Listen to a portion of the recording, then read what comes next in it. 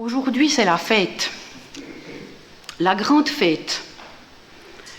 Avec mes nombreuses servantes, cela fait des jours que nous préparons ce moment. Nous avons préparé la viande de mouton pour le méchoui. Nous avons rôti du grain, cuit du pain et des gâteaux de figues, fait sécher des kilos et des kilos de raisins, rempli les outres de vin pour que nos bergers et nos tondeurs de moutons puissent se réjouir ensemble de cette année faste. En effet, durant cette saison, le Seigneur a été bon pour nous. Aucun agneau ne s'est perdu, aucune brebis ne s'est fait dévorer par une bête sauvage. Aujourd'hui, les hommes pourront se réjouir et faire la fête. Tout a été organisé dans les moindres détails. Tout est sous contrôle. Enfin, presque. La seule personne qui pourrait tout ficher en l'air, c'est mon mari. Déjà en temps normal, quand il est à jeun, je veux dire, il n'est pas facile à vivre. Allez, j'ose le dire, c'est un abruti. Alors oui, ce soir, quand les hommes auront bu plus que de raison, j'ai peur de ce que mon mari pourrait être capable de faire.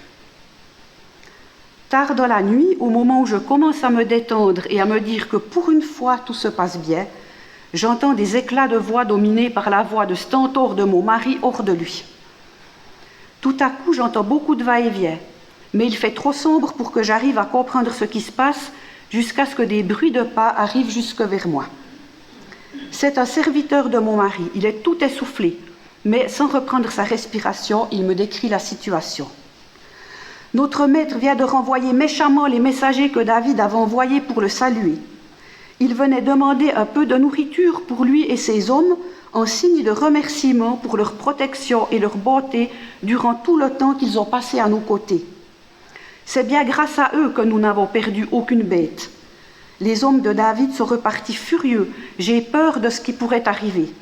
J'ai préféré venir t'avertir directement parce que ton mari a un si mauvais caractère que l'on ne peut rien lui dire. Mon sang n'a fait qu'un tour. Mon mari est fou. Il ne se rend donc pas compte que sa méchanceté risque d'attirer le malheur sur toute notre famille. David ne va certainement pas se laisser humilier de la sorte. Il va revenir pour se venger et prendre ce qui lui est dû. Le temps presse. Je réfléchis à toute vitesse au moyen de rattraper ce gâchis. Ça y est, j'ai trouvé. Je vais aller moi-même apporter à David et à ses hommes ce qu'ils étaient venus chercher.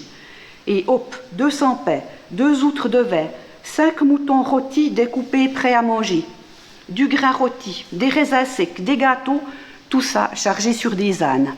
Et je pars avec mes serviteurs sans rien dire à mon mari. Heureusement que je me suis dépêchée, parce que ce que je pressentais était en train de se passer. David était déjà en chemin avec 400 de ses hommes pour venir se venger et exterminer toute notre famille. On est tombé nez à nez au détour du sentier, moi avec mes ânes chargés de victuailles et mes quelques serviteurs, en face de David et de ses hommes armés et prêts à en découdre, en pleine nuit, en pleine nature. Je n'en menais pas large, croyez-moi. Je n'étais pas sûre de pouvoir les arrêter dans leur lancée. J'ai sauté en bas de mon âne et je me suis jetée aux pieds de David. C'est la seule chose que je pouvais faire. Reconnaître la faute de notre clan envers David, m'excuser pour le manque de savoir-vivre et la méchanceté de ma brute de mari et implorer sa pitié.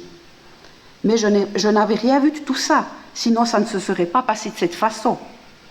En même temps, j'invoquais le Seigneur pour qu'il intervienne auprès de David et l'empêche de commettre l'irréparable en se faisant justice lui-même.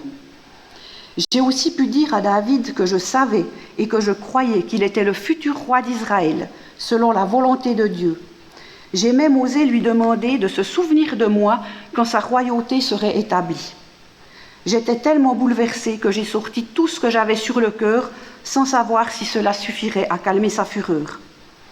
Et il a entendu mes supplications et il m'a remercié d'être intervenu ainsi pour le détourner de son plan de vengeance. Il a accepté tout ce que je lui avais apporté et il m'a renvoyé chez moi avec des vœux de paix. L'aube n'était pas loin quand je suis arrivée à la maison. Pourtant la fête battait encore son plein, mon mari était toujours en train de ripailler, il était tellement ivre que je décidai d'attendre pour tout lui raconter. C'est seulement dans la matinée quand Nabal, mon mari, eut un peu dessoulé, que je lui ai expliqué ce que sa méchanceté et son avarice avaient provoqué dans la nuit et à quoi nous avions échappé. Il en a été tellement choqué qu'il en a fait une attaque, qu'il a laissé paralysé. 10 jours plus tard, une nouvelle attaque provoquait sa mort. La nouvelle de la mort de mon mari est arrivée jusqu'aux oreilles de David, qui fut encore une fois reconnaissant au Seigneur de l'avoir arrêté à temps dans son expédition punitive. Quand les messagers de David arrivèrent un bon matin chez moi pour m'annoncer que David souhaitait m'épouser, je n'ai pas hésité longtemps. Après avoir été la femme de Nabal le fou, je deviendrai l'épouse de David, un homme certes loin d'être parfait, mais là j'anticipe un peu, mais un homme bon et juste, un homme selon le cœur de Dieu. Je suis Abigail. La Bible dit de moi que je suis belle et intelligente. Et si le récit que je viens de vous raconter se trouve encore aujourd'hui dans les Bibles qu'on a entre nos mains, c'est qu'il doit bien y avoir une raison. Peut-être pour nous enseigner que si Dieu est notre soutien, sa force et son amour se révèlent dans notre façon de réagir aux crises de la vie. Vous découvrez cette histoire au chapitre 25 du premier livre de Samuel, que je vous invite peut-être à relire chez vous le texte original que j'ai narré du point de vue d'Abigail, que j'ai essayé de narrer du point de vue d'Abigail. Parlons un peu du contexte dans lequel se situent ces événements. Ce récit raconte un épisode de la vie de David, un des personnages centraux de l'histoire du peuple d'Israël. Le peuple d'Israël, ça a d'abord été un homme, Abraham, puis une famille nombreuse à travers ses descendants Isaac et Jacob, une famille qui a fui en Égypte pour échapper à la famine. Là, elle est devenue un peuple nombreux, si nombreux que le Pharaon en a eu peur et les a maintenus en esclavage pendant 400 ans. Au bout de tout ce temps, Dieu, par l'intermédiaire de Moïse, les a libérés et les a guidés dans le désert pendant plus de 40 ans pour les ramener jusqu'au pays qu'il avait promis à leurs ancêtres. Pour que son peuple ne s'éloigne pas de lui, Dieu a qualifié des hommes et des femmes comme juges et comme prophètes, mais les Israélites vivaient entourés de peuples qui étaient dirigés par des rois. Alors ils réclamèrent un roi. Dieu accéda à leur demande et Saül devint le premier roi d'Israël. Après des débuts encourageants et prometteurs, de nombreuses victoires contre les Philistins, les ennemis de toujours, Saül commence à prendre des libertés et des initiatives qui vont clairement à l'encontre de ce que le Seigneur lui avait demandé. Alors Dieu décide de retirer la royauté à Saül et à ses descendants et de la donner à quelqu'un d'autre. En ce temps-là, c'est Samuel qui est le prophète d'Israël. C'est lui qui transmet les paroles du Seigneur et qui guide le peuple. C'est lui que le Seigneur charge de chercher et trouver celui qu'il a choisi comme futur roi. Il le trouve en la personne de David, un jeune berger insignifiant, le cadet de 8 frères. David est désigné comme le futur roi, mais Saül règne toujours. Saül cherchera à faire mourir David, il va le pourchasser, l'obligeant à fuir et à se cacher, à survivre tant bien que mal, lui et tous les hommes qui sont déjà acquis à sa cause. C'est dans ce contexte-là que se situe notre récit du jour. Le futur roi d'Israël, choisi par Dieu, est un fugitif qui craint pour sa vie. 2 événements qui précèdent immédiatement notre histoire apportent un éclairage sur la réaction impétueuse de David. À la fin du chapitre précédent, on apprend que David a épargné la vie de Saül alors que celui-ci se trouvait à sa merci et que tous ses compagnons d'armes le poussaient à profiter de cette occasion. David, un homme qui savait que le temps de Dieu n'est pas forcément le nôtre et qui a su résister à l'envie de se faire justice lui-même. Le deuxième événement qu'on lit au début du chapitre 25, c'est la mort de Samuel. David perdait celui qui était, depuis sa jeunesse, son conseiller, son mentor, sa conscience même. J'imagine qu'il a pu se sentir démuni et dérouté de ne plus avoir Samuel à ses côtés, ou jamais bien loin, pour le soutenir ou le retenir dans ses projets. David a choisi d'épargner Saül, mais du coup, il reste un fuyard subissant la peur, le froid et la faim. Et il perd celui qui incarnait la présence tangible de Dieu à ses côtés. Il est également intéressant de noter que juste après la narration du récit de ce jour, il nous est rapporté que David avait perdu sa première épouse, Michal, fille de Saül, qui lui avait été enlevée pour être donnée à un autre homme. Et le chapitre suivant nous relate un deuxième épisode où David, alors qu'il en avait une nouvelle fois la possibilité, épargne la vie de Saül. Une petite tranche de vie prise en sandwich entre deux séparations douloureuses que David doit encaisser et deux situations où il a choisi la vie de son ennemi plutôt que sa mort. Il y a les choses qu'on choisit et celles qu'on subit. Et si Dieu est notre soutien, sa force et son amour se révèlent dans notre façon de réagir aux crises de la vie. Je vous propose 3 enseignements à tirer de ce texte. Premièrement, Dieu se révèle dans nos choix. Deuxièmement, Dieu se révèle dans nos actions. Et troisièmement, Dieu se révèle en Jésus-Christ. Dieu se révèle dans nos choix. Observons d'un peu plus près les choix qui se sont offerts aux différents protagonistes et les attentes qu'ils avaient. David et ses hommes ont choisi d'être bons avec les bergers de Nabal. Ils ont protégé leurs troupeaux et ils ont vécu en bonne harmonie avec eux. David pouvait de façon légitime s'attendre à être en quelque sorte payé en retour. Nabal a choisi, et en cela il a bien aidé par son sale caractère et par l'abus d'alcool, d'ignorer la demande légitime de David. Le serviteur, en voyant la situation dégénérer, a choisi d'avertir sa maîtresse. Abigail a choisi la solution qui lui semblait la meilleure, compte tenu des circonstances, répondre à la demande de David et prendre la faute de son mari sur elle.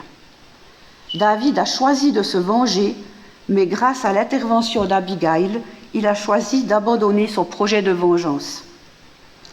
Choisir, décider, changer d'avis, réagir à chaud, peser le pour et le contre, nos choix, nos réactions peuvent engendrer une suite de conséquences qu'on ne contrôle plus. Alors on est bien d'accord que s'il s'agit de choisir entre le yogourt moka de la Coop ou celui de la Migros, l'émission d'un bon entendeur suffit pour faire le bon choix. Mais pour les décisions qui vont impacter durablement notre vie ou celle de ceux qui nous entourent, prenons le temps de rechercher la volonté de Dieu. Quels sont les choix qui ont été réfléchis ou qui sont en train de mûrir en nous? Est-ce que le Seigneur est consulté? Je place devant toi la vie et la bénédiction d'une part, la mort et la malédiction d'autre part. Choisis la vie et tu vivras. C'est une exhortation que le Seigneur fait au peuple d'Israël, bien avant qu'il entre dans la terre promise. Et puis je pense que ce choix est encore toujours valable pour nous.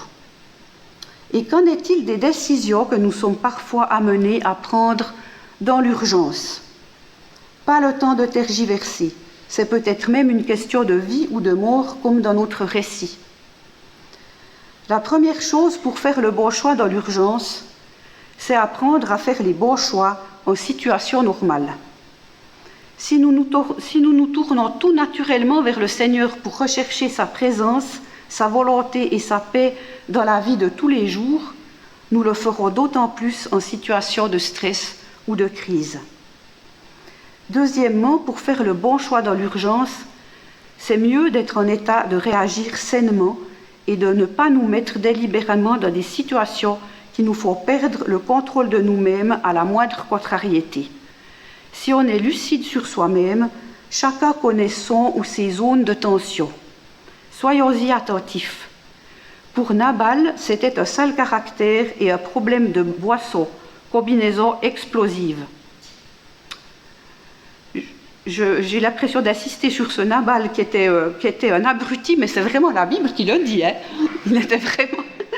Son nom veut dire ça. Hein. Soyons attentifs à ce qui nourrit nos pensées et nos temps libres. Cherchons le vrai repos et la paix pour nos âmes à la source. Pour que Dieu puisse se révéler dans nos choix, il doit être partie prenante de ces choix, et nous devons veiller à être lucides et éveillés. Dieu se révèle dans nos choix s'il est notre premier choix. Dieu se révèle dans nos actions. Si je vous demandais maintenant quel est pour vous le personnage central de ce récit, que me répondriez-vous? Abigail, c'est vrai qu'on en parle beaucoup dans ce récit. Ça pourrait être Nabal, le persécuteur, mais certainement pas. Il n'en vaut pas la peine, c'est aussi Abigail qui le dit. Elle le dit à David, ne t'occupe pas de Nabal, c'est un individu malfaisant. Abigail, la sagesse, qui trouve et met en œuvre la solution. Ça pourrait être David, la victime du début, qui aurait aussi pu devenir à son tour le persécuteur. Le personnage central, pour moi, celui qui joue un rôle crucial dans la résolution de ce conflit, c'est celui dont on parle le moins, celui qu'on ne voit pas. Qui a le premier compris la gravité de la situation et réagit immédiatement? C'est le serviteur. C'est lui le pivot. C'est par son intervention rapide, discrète et efficace au point culminant de cette crise que le tournant de l'histoire se joue. La maison de Nabal avait de la chance d'avoir un homme tel que lui à son service. L'arrogance, la puissance et la richesse de Nabal n'auraient pas arrêté le brave jeu de David. La beauté, la sagesse et l'intelligence d'Abigail ne lui auraient été d'aucun secours si tout lui était resté caché. De cet homme, on ne connaît ni le nom, ni l'âge, ni aucun détail de sa vie. Pourtant, dans le peu qu'il nous est dit de lui, on peut en déduire au moins 4 qualités. Il est attaché à la maison de Nabal. En voyant le désastre qui s'annonçait, il aurait pu prendre ses jambes à son cou, aller se cacher quelque part. Non, il prend ses jambes à son cou pour avertir la seule personne qu'il pense être capable de sauver la situation. Dans le rapport qu'il fait à Abigail, il montre aussi son attachement à David. Il ne comprend pas que Nabal traite David et ses hommes de manière aussi injuste. Il y a les choses que l'on nous raconte et il y a celles que l'on vit soi-même. Le serviteur connaissait David, il l'avait côtoyé dans les pâturages, il avait constaté par lui-même sa bienveillance. Je ne suis pas sûre que Nabal se soit souvent sali les pieds dans les crottes de ses brebis. Lui ne connaissait pas David. Ce serviteur est attaché à la maison de son maître, mais il est aussi attaché à la justice. Ce serviteur est réactif. Malgré l'heure tardive et l'ambiance festive, il ne s'est pas laissé surprendre à somnoler ou à se tirer les flûtes. Il est là au bon endroit, au bon moment, et quand il a fallu courir, il était prêt. Il est vif d'esprit. La description de la situation qu'il donne à Abigail est concise et complète. En quelques mots, Abigail comprend l'enjeu et l'urgence, et elle a toutes les données nécessaires pour réagir de manière énergique et sage. Il est efficace. Pour réagir de manière aussi rapide et intelligente, j'imagine que ce serviteur était quelqu'un de consciencieux et de compétent. Son attachement à la maison de Nabal prouve qu'il prend son travail et son rôle à cœur. Il ne fait peut-être que des tâches subalternes, mais il les fait bien. Il est discret. On ne sait rien de cet homme. Il est resté dans l'ombre de Nabal, l'ombre d'Abigail, l'ombre de David et même l'ombre de la nuit. Ce serviteur était au bon endroit, au bon moment, attentif, éveillé, disponible. N'est-ce pas aussi ce que le Seigneur attend de nous? Il ne nous demande pas de rechercher à être dans la lumière. Contrairement à ce que les médias, les réseaux sociaux et les émissions de télé nous présentent comme norme de succès et de reconnaissance, le Seigneur ne nous demande pas d'être le meilleur pâtissier ou The Voice, d'avoir un incroyable talent ou de trouver l'amour dans le pré. Il nous demande d'être nous, là où nous sommes, et d'être à son écoute. et ses plans se révéleront dans la mesure où nous recherchons sa présence. Certains alors seront peut-être appelés d'une manière spécifique à servir dans des contextes plus exposés, mais beaucoup d'entre nous, nous avons une vie de serviteurs ordinaires. Mais tous nous sommes appelés à faire le bien, à rechercher le bien de ceux qui nous entourent, à agir pour le bien de la communauté, parce que nous sommes attachés au Seigneur et à son Église. L'apôtre Paul exhorte les chrétiens de son temps ainsi. « Ne nous lassons pas de faire le bien, car si nous ne nous décourageons pas, nous aurons notre récolte au moment voulu. Ainsi, tant que nous en avons l'occasion, faisons du bien à tous, et surtout à nos frères et à nos sœurs dans la foi. » Galates 6,9. Jésus lui-même, en conclusion d'une de ses paraboles, honore un serviteur qui a fait son travail consciencieusement, avec cœur et respect pour son maître. « C'est bien, bon et fidèle serviteur. Tu as été fidèle en peu de choses, je te confierai beaucoup. Entre dans la joie de ton maître. » On lit ça dans Matthieu 25, le verset 21. Dieu se révèle dans nos actions si elles sont tournées vers le bien, le beau et le bon. Dieu se révèle dans nos actions si elles manifestent notre amour pour les autres. Dieu se révèle dans nos actions si nous vivons de sa vie en nous. Dieu se révèle en Jésus-Christ. Et David dans tout ça. Un homme traqué, affamé, impulsif, affaibli, mais néanmoins un homme bon, honnête et juste. Il a accepté de se laisser reprendre par une femme qui a su reconnaître en lui le roi déjà choisi par Dieu. Elle a su remettre devant ses yeux les projets que le Seigneur avait pour lui. Et rappelez-vous du contexte. David venait d'épargner la vie de Saül, qu'il avait de bonnes raisons de vouloir mort. Et il massacrerait toute une famille pour un peu de pain. Abigail a touché la corde sensible de la justice. Depuis la mort de Samuel, David manquait d'une personne de bonne influence, sage et posée. Voilà qu'il retrouve ses traits de caractère chez Abigail. Peut-être, même sûrement, que sa beauté fait également résonner chez lui la perte de Michal. David a dû être très ému. Abigail s'est jetée aux pieds de David pour implorer son pardon et sa clémence. Elle redoutait son jugement et sa vengeance sur sa famille. Même si elle n'était pas à l'origine de la fureur de David, elle s'est identifiée au péché de son mari et elle savait qu'elle en subirait elle aussi les conséquences. Mais elle fait appel à son sens de la justice et à sa bonté pour le détourner de son désir de vengeance. Elle le reconnaît déjà comme le roi d'Israël choisi par Dieu pour régner au temps voulu. Dans la supplication qu'elle adresse à David, il y a des paroles prophétiques. « On ne pourrait trouver aucun mal en toi tout au long de ton existence. » On trouve ça au verset 28 de notre chapitre de Samuel. Celles et ceux qui connaissent la suite de l'histoire savent bien que David a fait des erreurs et commis des fautes graves. Il était loin d'être parfait. Mais plusieurs siècles plus tard, il est venu, ce Messie attendu, cet homme qui a vécu une vie sans péché. Lui aussi a vécu une vie d'errance et de fatigue. Lui aussi a subi l'injustice et la haine dans sa nature humaine. Et lui aussi savait qu'il hériterait d'un trône de gloire parce que Dieu l'avait choisi, parce qu'il était son fils bien-aimé. Abigail dit aussi à David, « Quand le Seigneur t'aura accordé le bonheur, souviens-toi de moi. » Elle avait la certitude et l'espérance qu'il accéderait au trône et qu'il instaurerait un règne de paix et de bonheur, un règne qu'elle avait envie qu'il partage avec elle. Elle attendait le pardon, elle l'a reçu, elle espérait participer à son règne de paix, elle l'obtiendra.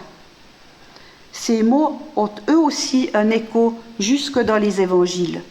Ce sont ceux du brigand crucifié aux côtés de Jésus juste avant sa mort. Des mots qui expriment la repentance et l'espérance. David, par sa vie bien qu'imparfaite, était un homme selon le cœur de Dieu. Il est aussi l'auteur de nombreux psaumes qui, avec les écrits des prophètes également, pointent en direction du Christ tout au long de l'Ancien Testament. Dieu s'est révélé aux hommes par la loi et les prophètes, mais aussi par des hommes et des femmes de foi. Son plan de salut par grâce s'inscrivait déjà dans la vie de ses serviteurs des temps anciens, dans leurs choix et leurs attitudes. Mais c'est en Jésus, son Fils, que Dieu s'est révélé de la manière la plus visible, la plus vraie, la plus claire. Ce Fils dont nous allons célébrer la naissance dans quelques semaines. Ce temps de l'Avent que nous inaugurons aujourd'hui nous invite à faire connaissance ou à redécouvrir qui il est vraiment. Quelle a été sa vie, ce qu'il a fait, ce qu'il a enseigné, pourquoi et comment il est mort. Découvrir ou se remémorer qu'il a accepté de quitter la gloire du ciel pour venir sur la terre, mourir pour nous, pour moi, pour toi. Réaliser pour la première fois ou tout à nouveau que Christ est ressuscité, qu'il est vivant et que son règne vient.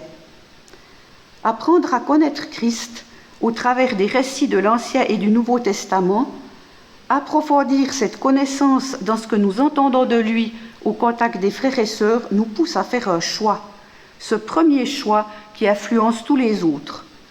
Suis-je prêt à faire connaissance avec Jésus-Christ, à le rencontrer et à le reconnaître comme le Fils de Dieu? Suis-je prêt à me jeter à ses pieds pour implorer son pardon et sa grâce? Suis-je prêt à le laisser entrer dans ma vie comme sauveur, mais aussi comme roi et seigneur? De la réponse à ces questions dépend notre état devant Dieu.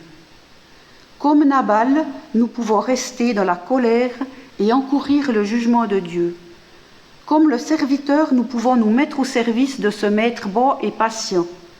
Comme Abigail, nous pouvons être acceptés dans la famille de Dieu, car encore bien plus que de simples serviteurs, il fait de nous ses fils et ses filles, aimés et précieux.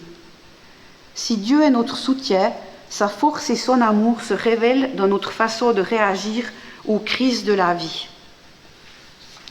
Pour terminer, et après avoir laissé cette histoire me trotter dans la tête plusieurs jours, j'en arrive à la conclusion qu'elle pourrait être, à elle seule, un modèle réduit du fonctionnement de l'humanité. La maison de Nabal vit sous l'autorité d'un maître méchant et injuste. Cette malveillance retombe sur la maison entière lorsqu'elle offense David, le roi choisi par Dieu. Le serviteur se rend compte du danger et avertit du besoin de trouver une solution. La solution est incarnée par Abigail qui reconnaît la faute et demande à David son pardon et sa bienveillance. Nous vivons dans un monde dominé par le mal, par le maître du mensonge, dur et cruel. De par notre condition humaine, nous sommes sous l'emprise de ce mal que la Bible nomme le péché. Le serviteur s'incarne dans celles et ceux qui, conscients du danger, avertissent, exhortent, témoignent, guident vers la solution. La solution se trouve dans l'attitude de repentance et d'humilité d'Abigail envers David, qui a le pouvoir de les exterminer ou de leur faire grâce. David leur a fait grâce, comme Dieu, par Jésus-Christ, veut nous faire grâce. Dieu a choisi de nous aimer et il a fait tout ce qu'il fallait pour que son amour soit plus fort que le péché et la mort. C'est Jésus qui a tout accompli. Si Christ est notre premier choix, c'est lui qui est révélé dans notre façon de réagir aux crises de la vie.